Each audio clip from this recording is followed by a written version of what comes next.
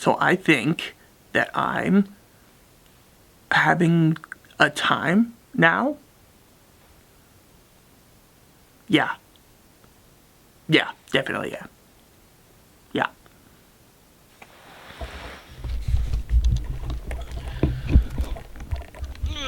Okay, so I just watched Spider-Man Across the Spider-Verse, and holy metric crap.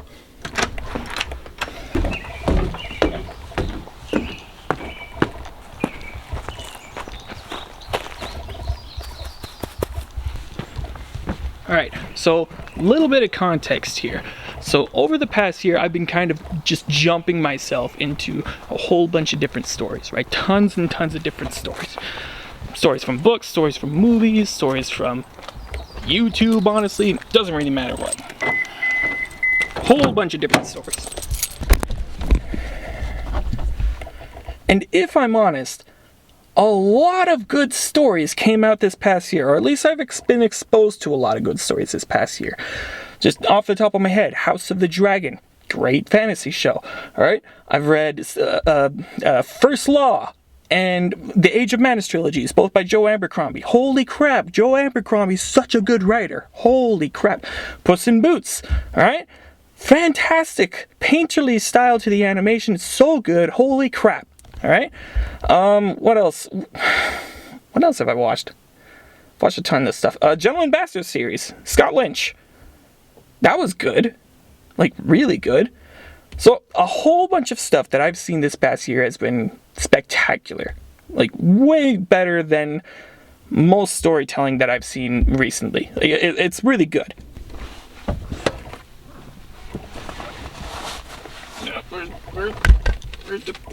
Yeah, there it is.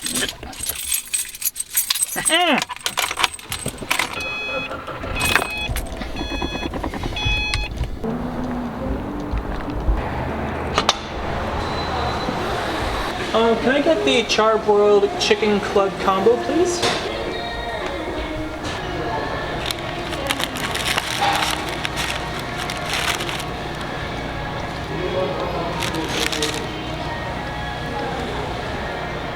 That's not to say that like everything that I've watched this year has been spectacular. The Dungeons and Dragons movie, that was to me a bit underwhelming, maybe a 6 out of 10. Rings of Power was underwhelming.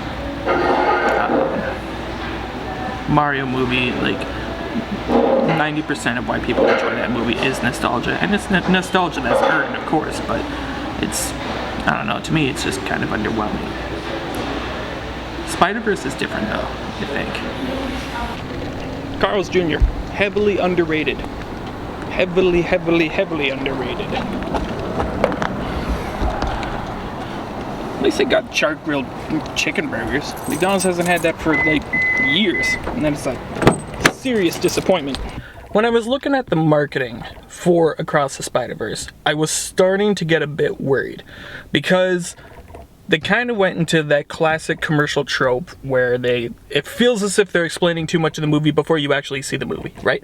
Like, you got the entire plot there. I mean, like, what did the trailer show? The trailer showed that, you know, Miles Morales, he's gonna get thrown into this Spider-Verse, this multi-dimensional universe, and get into conflict with the main guy that developed this universe. Like, that was all revealed in the trailer. So, not spoilers. No, they're not spoilers, yeah. But, like, it felt as if, like, okay, that's the main selling point of this whole thing. What more is the movie gonna show us? It showed us a lot. This is, like, third time I've been to a baseball field in my life, but just feels a bit socially inappropriate to talk about Spider-Man and the Spider-Verse in a Carl's Jr. Feel as if there's a little bit more open air here to not embarrass myself as much.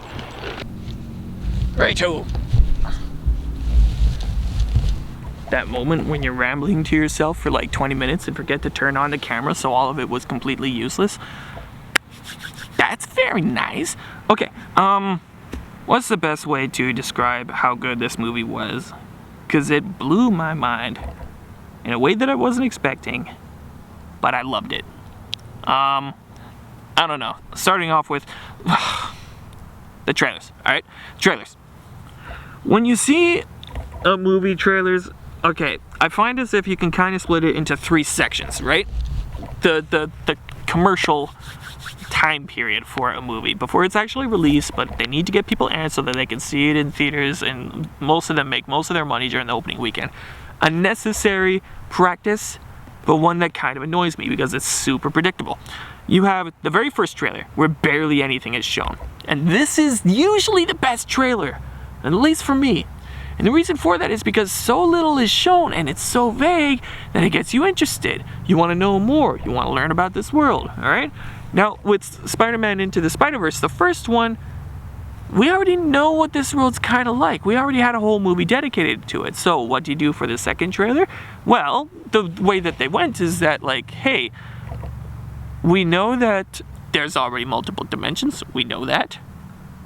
Let's bring him to the absolutely most colorful one we can get, which was a spectacular one in the film. Won't get into it for spoiler reasons, but really good scene, all right?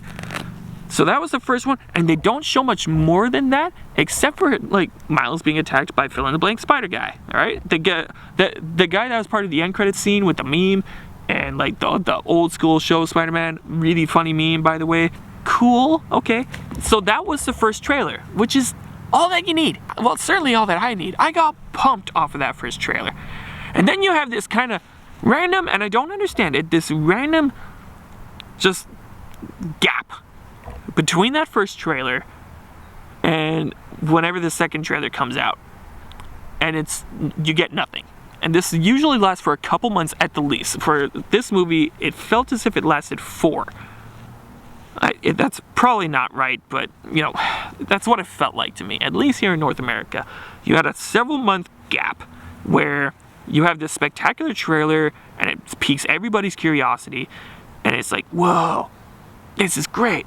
This is gonna be interesting, right? Gets everyone interested, which is good. You have that break all of a sudden, and you hear nothing. Weird. And then you get to the third portion, and this lasts until the movie is released, and it's just trailer after trailer after trailer after trailer, and each of them are revealing more and more information. And this is where I think a lot of movies get into the kind of dangerous zone. Because if a movie is usually not going to turn out well, what I find is in that third section, they reveal so much of the plot that the movie just doesn't wind up turning out interesting. Honestly, Dune's kind of getting into this trend now. I mean, with Dune, it's weird because it's based off of a book, so it's kind of already spoiled to begin with. They reveal so much of the plot in the trailer that it's like, okay, what's the point of this now? Like, even just before watching this movie, right? Like, the recent, like, film trailers that they have showing in theaters now, and especially with kids' movies. Saw this in Mario movie, and it showed up here. It's like some Trolls movie. It's like Trolls 3. And they go through the entire plot of this movie in this Trolls, and it's like, okay, I know exactly what the movie's going to be about. And the second one was with Teenage Mutant Ninja Turtles. Now, that one's not too bad. That being said, if you don't know the base concept of Teenage Mutant Ninja Turtles, either from the Michael Bay films, the incorrect ones, or the old cartoons, then it's like, okay, if you don't know what's going on, I don't know what you're doing. Gosh, I hope this is recording. Yes. Okay, good. We're good. We're good. We're safe. And the problem is with Spider-Man Across the Spider-Verse, Spider-Verse 2, Spider-Verse 1, Spider-Verse 2, that works. The problem that I was finding is that it was starting to reveal a lot, right? There was one trailer that I saw not too long ago. Like, it came out just before the movie release, and it was, like, talking about one of the new Spider people, and it's like, this guy's from India, right? And it's like, obviously they want us to get pumped about this character, which is fair. Isn't this a bit revealing about your movie? That's what it felt like. Not a sponsor. Such flavor. So anyway, I came into this movie having hopes, but worried at the same time because of the amount of information that was released from the more recent trailers, which is always just going to be a little bit too high. And I was very pleasantly surprised. This movie is a 10 out of 10, non-negotiable. Definitely the best movie that I've seen in 2023. The Dungeons & Dragons movie, which is like 6 out of 10. And then the Mario movie, which for me was another 6 out of 10. It was fine, but you could tell it was made like primarily for kids. Across the Spider-Verse is an easy 10 out of 10. Like, is this what people felt after watching Star Wars Episode 5 when they left the theater? Wow. I think it was like 80s. Would have been like 81 or 82 when it came out. Not sure. Is this what they felt when they left the theater? Because I feel as if this might be like the same idea. Left the theater and I was so bewildered by the storytelling that they did and the character work. The character work was so good. Let's talk about the characters for a little bit without getting too spoilery, because spoilers suck. If you're looking for spoilers, go somewhere else. But what I will say is that the character work in this movie was extremely well done. The characters that were introduced in the first Spider-Verse film, most of them wind up coming back and they are great.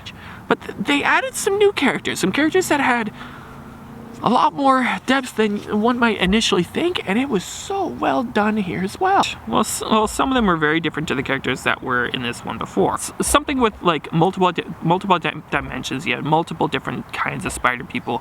You can get away with that. You can get away with them being very different, which is good in a multi-dimensional movie. If they're too similar, then it becomes problematic. Marvel Spider-Man, sorry, I think those characters are all a bit too similar.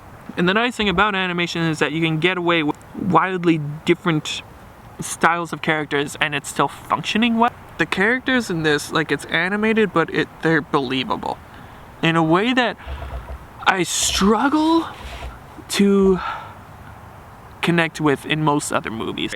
The two most comparable movies that came out recently is probably Puss in Boots 2, and not a movie, but show, Arcane. Puss in Boots was good. It's like a solid 8 out of 10 movie. Solid 8 out of 10. Arcane, 10 out of 10 for different reasons. And the difference between those two and Spider-Verse is that with the main characters, you can kind of tell that they're caricatures, right? There's some complexity there. Good writing needs to have complexity in your characters, a believable complexity to your characters, but they feel inherently caricature-ish. And that's kind of where it comes from, you know? Like Puss in Boots, most of the characters in the Shrek world, they're based off of fairy tales. Puss in Boots is. They're gonna be caricatures in that sense. Arcane, based off of League of Legends, video game series that has multiple different champions or fighters or whatever. Whenever you have a game like that, they're gonna be caricatures. So the characters in Arcane, a video game based show, they wind up being caricatures. And that works fine. But because they're characters, you have to suspend your belief a little bit. You already know that they're gonna be a bit weird, a bit goofy, a bit different, beyond what the regular human experience can attain or it can experience. The characters in this, they felt as if you could talk with them and that they'd be actual people with real problems, right? Yes, most of these characters, they're spider people, but the conflicts that they have, they're believable conflicts for what spider people would have. And it's not like it's a standard like comic book problem. These are not like standard comic book problems. They're deep issues. And the way that these characters interact with them is very interesting. And then the new characters that they added so much to this storytelling. I think that the new characters, they take a more serious tone than what the original cast in Spider-Verse 1 had. For Spider-Verse 1, they kind of wrote off the novelty of different dimensions and different spider people, so they would kind of go in a more comical direction and it would be fine. It didn't need any more because ultimately this was an origin story for Miles Morales, right?